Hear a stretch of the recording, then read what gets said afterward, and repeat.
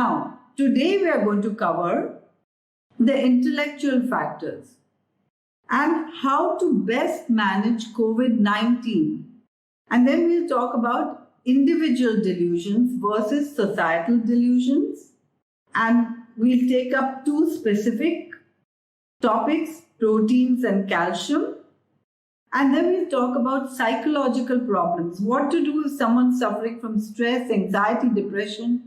And then we're going to talk about this in relation to homeopathy and talk about two specific remedies to understand this whole idea better.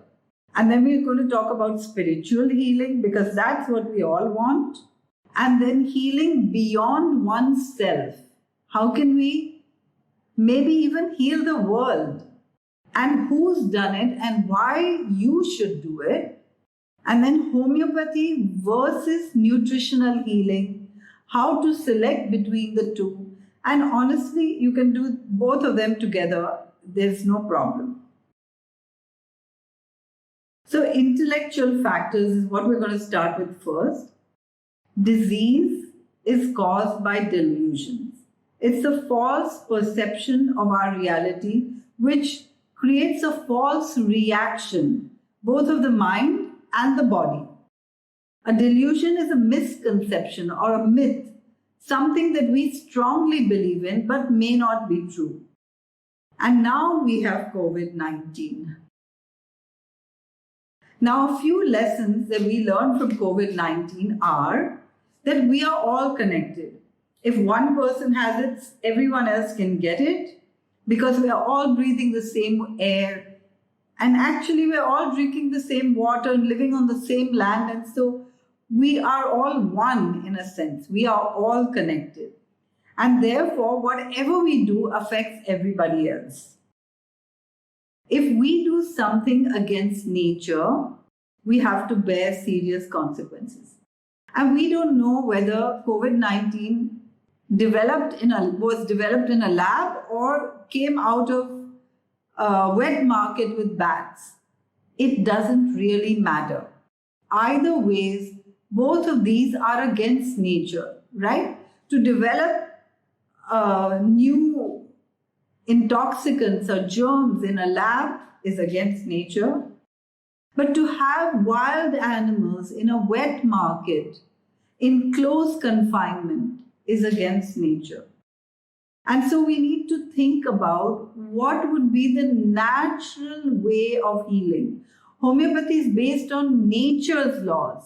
How can we reconnect to those nature's laws?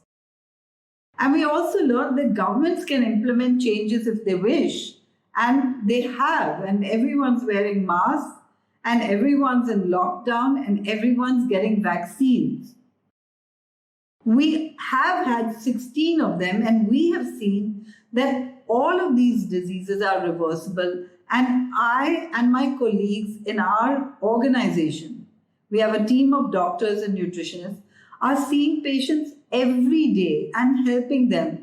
And we've also had so many patients with COVID-19 without medicines.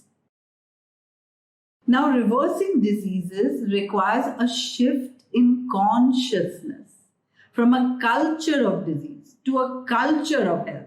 It's a huge shift because to shift cultures is always difficult, but only initially.